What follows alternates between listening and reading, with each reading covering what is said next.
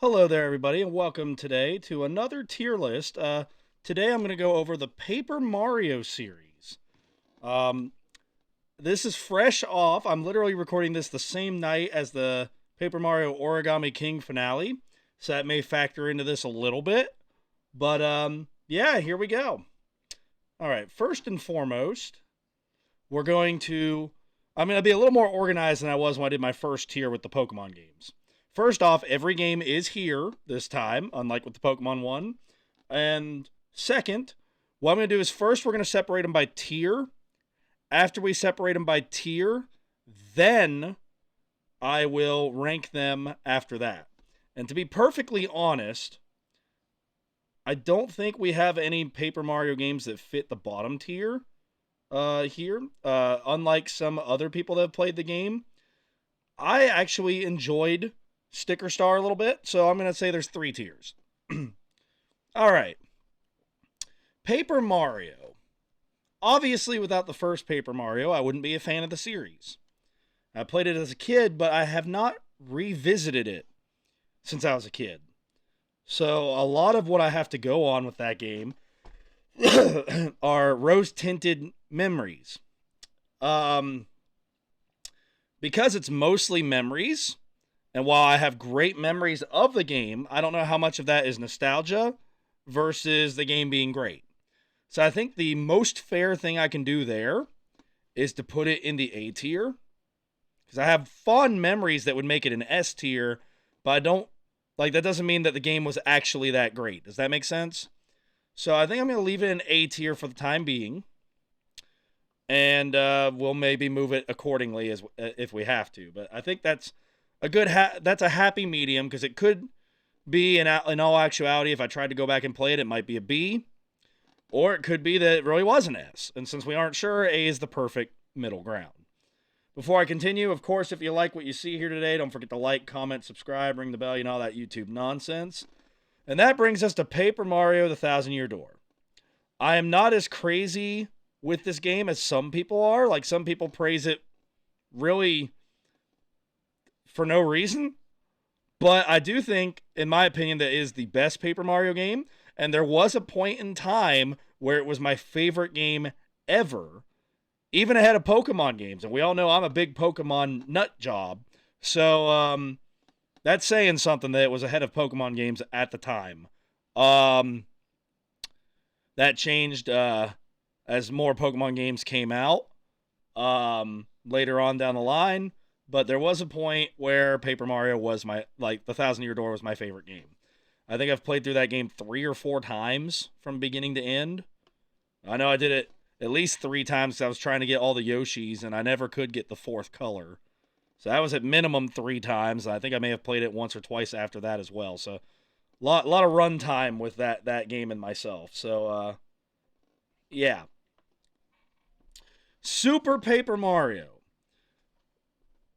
Definitely A tier at least.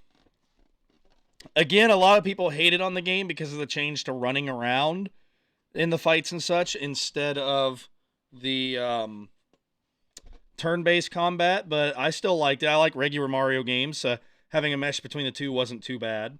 Really good story, just like the other 2 previous Paper Mario games at this point. But again, kind of the same thing as the first Paper Mario. Haven't played it for a little while, so I'm mostly going off of memories. I would say, we'll rank them here in a minute, but I will say it's probably ahead of the first Paper Mario. Although, another thing this game had going for it was that you could play as Luigi, Peach, and Bowser. I'm going to leave it there for now, but there's a chance it might get moved to S tier. Paper Mario Sticker Star. This one, like I said, not as bad as a lot of people make it out to be. Yes, it was annoying that you had to, reclaim the stickers after you used them, but it wasn't that hard to do that. And it played very similarly to Color Splash in a lot of ways, actually. I'm gonna put it in B tier, just simply off the fact that you had to go retrieve the stickers after you use them, but I honestly don't think it was a big deal, like I said. A lot of people would give this game a 0, a 1, a 2. I think it's like a 7 or an 8. It's still really good. Not as good as the other Paper Mario games, but I think it's really solid. And I would definitely play it again. Paper Mario Color Splash. This one has a little bit of recency bias because it's only been a couple years since I played it. So it's fresher memories in my mind. It was a fabulous game, though. It's the only Paper Mario game where I've actually like 100%ed it. So that also gets it some bonus points. So yeah.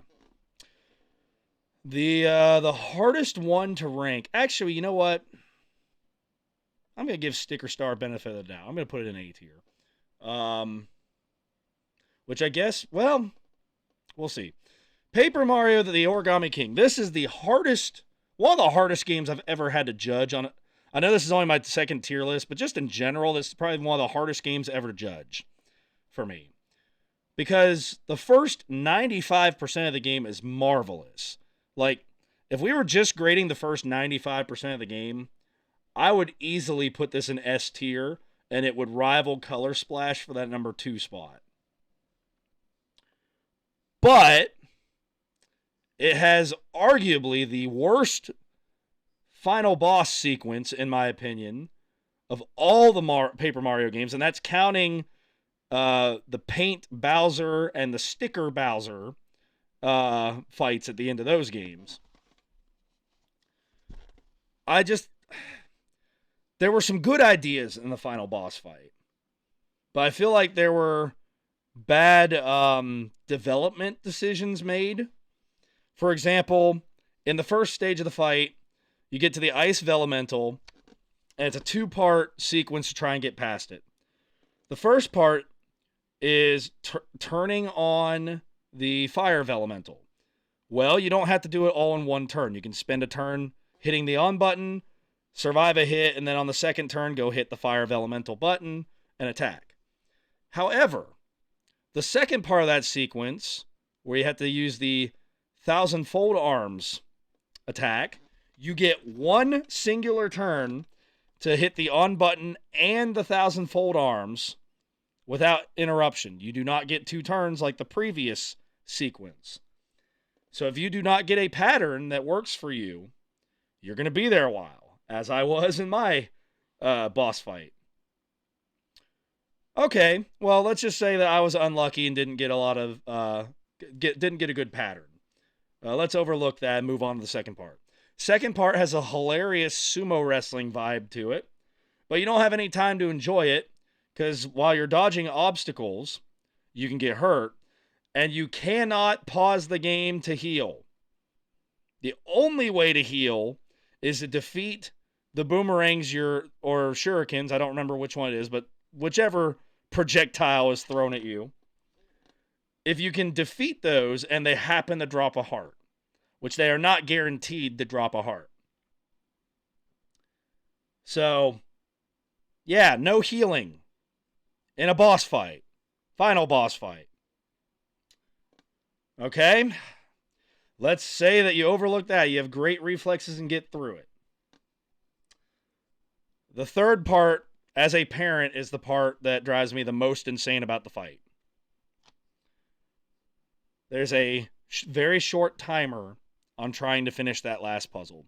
While the last puzzle, in hindsight, is not as difficult as I made it look in my video of my playthrough, as I was frustrated, so I was not thinking super clearly, and may let my own stupidity show a tiny bit.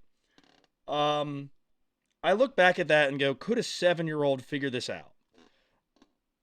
I think yes, if there wasn't a time limit. I'm even okay with the insta-kill attacks or the heavy damage attacks because a 7-year-old can figure out to hit the A button and dodge. However, that 30 seconds, I mean, it took me a couple tries, like 4 or 5 attempts, I think, to figure out how to solve that puzzle. And I'm 30 at this point. I can't imagine how long it would have taken a 7-year-old to figure that out. And this game's rated E for everyone, so, like, the idea is a 7-year-old would be playing it. So I honestly think this game could be a lot better. That boss sequence could be a lot better if you just made 3 minor changes. I think in the first part of the fight, if you make that second part where you're trying to get to the 1,000-fold arms, if you allow 2 turns to do that instead of 1, that fixes all the gripes I have with that part of the fight.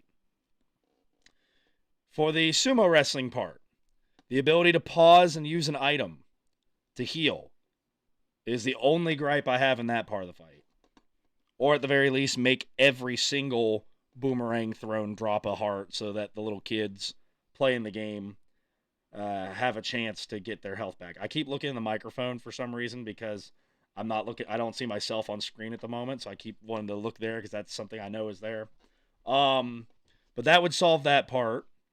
And the final complaint I have is take the timer off. Maybe have the purple gas at the end come in on a number of turns. Like, oh, you have 5 turns to figure out the puzzle. Or 4 turns to figure out the puzzle.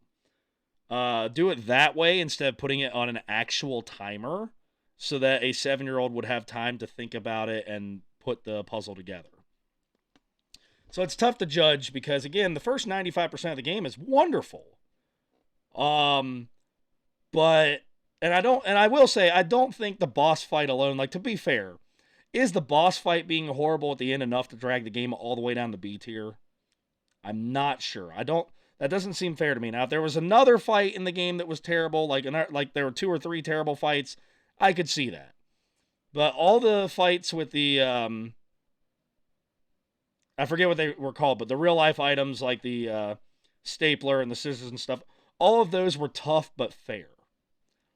The other bosses, tough but fair. So, like, it was a very intriguing game, very good game.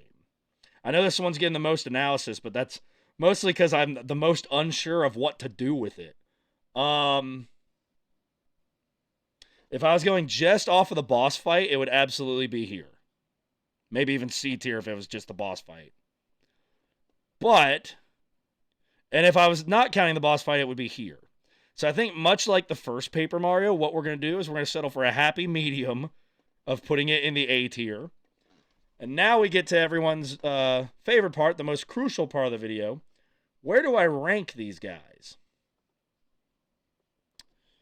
Well, before I do that, I'm going to go over my favorite aspect of all 6 games to kind of give myself and you guys a better chance. Paper Mario 1,000 Year Door. Favorite part of the game, the wrestling sequence. I loved the great Gonzalez working his way up through the ranks. That was wonderful. Having Yoshi join the team was great. The rest of the game's awesome as well, but like that was my favorite part and my favorite memory. Well, the Pirate Island's pretty cool too. Paper Mario Color Splash. Favorite memory was a 2-part.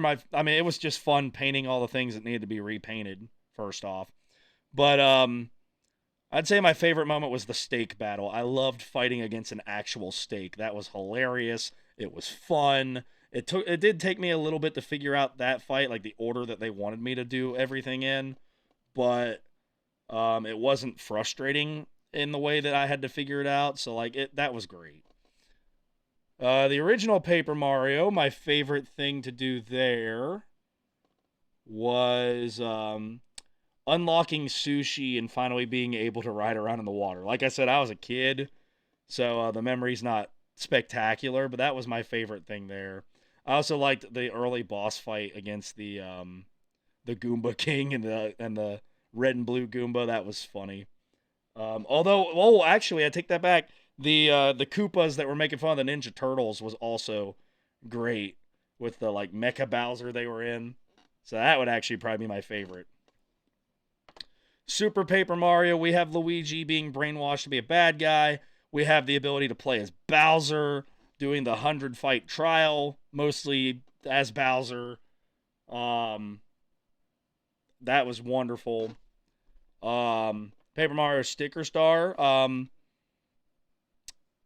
wasn't that difficult. It was a little tough sometimes because they were kind of vague on specific bosses, like for example the Cheep boss on how to beat it.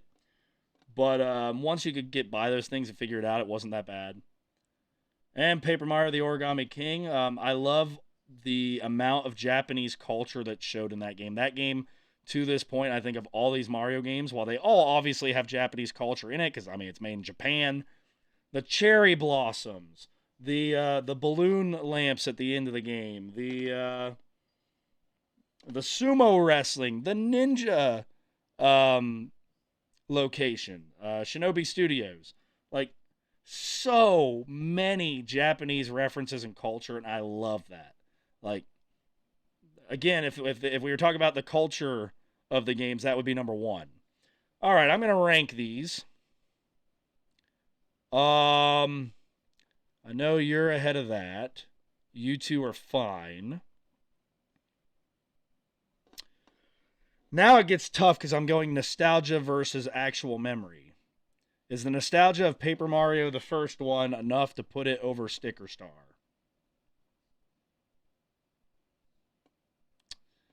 I'm gonna say no.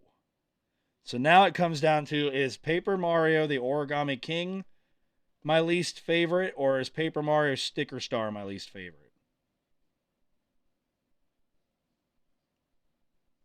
Actually, I'm not even sure.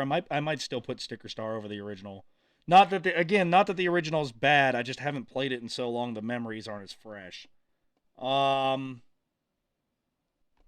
because I really enjoyed Sticker Star. I'm probably one of the few people that really enjoyed that game.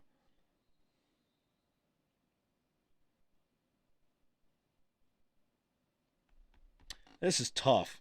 The first three were easy. These three are tough.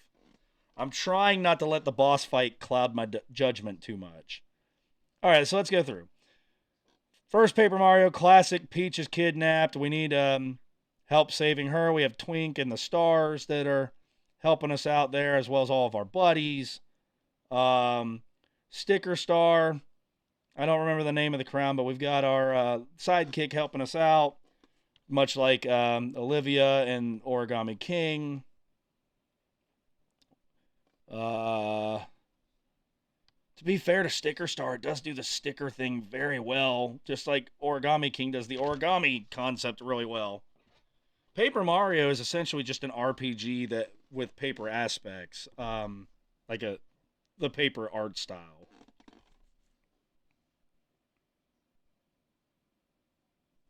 I will say, of the six on this list, the only game I've never completed is the original Paper Mario. So I think on that alone, the fact that I haven't completed it, which means that I will make a new tier list after I complete it if anything changes. But I think for the time being, since I haven't completed it, I'm going to put it at the bottom. That's not to say I don't like it. I still enjoy it. It's just been a long time. I do think I'm going to leave Sticker Star ahead of the Origami King. I think that's where it stands right now. I think that this is it. It's either 2-4 or 3-3. I'm trying to think. Okay, let's see. How many times have I played these? Paper Mario. I'm gonna use playtime as a tiebreaker here. Paper Mario: Thousand Year Door. I've played through that game at least 4 or 5 times, so it's the champ. Color Splash. I've played through once, but I actually 100% of the game. Super Paper Mario. I've played through 2 or 3 times. Sticker Star I've played through twice. Origami King once with the most awful boss in the series. And the original Paper Mario was never finished.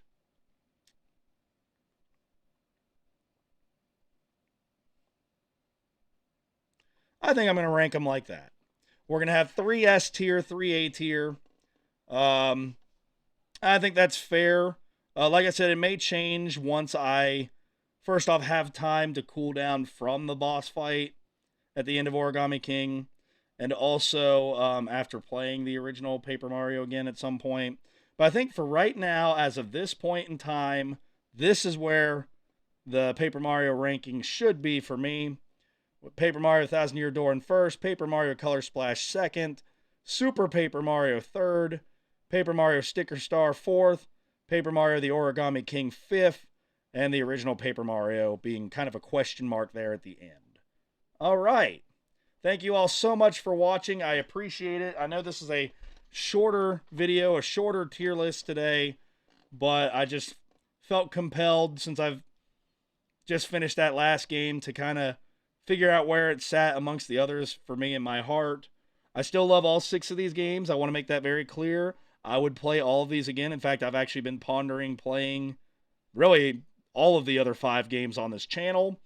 So, like if I was ranking these games, obviously the first one gets a 10. I would give Color Splash a 10 as well. Super Paper Mario, I'd give a 9. I think I'd give Sticker Star and Origami King an 8, as well as the original an 8. I know it's kind of generous scoring, but I think all 6 are wonderful games, and I really can't find it in my heart to give any of them less than an 8. Because again, that final boss fight, absolutely horrendous in Origami King, but just because the ending's terrible, should that really bring the game below an 8? I don't think so.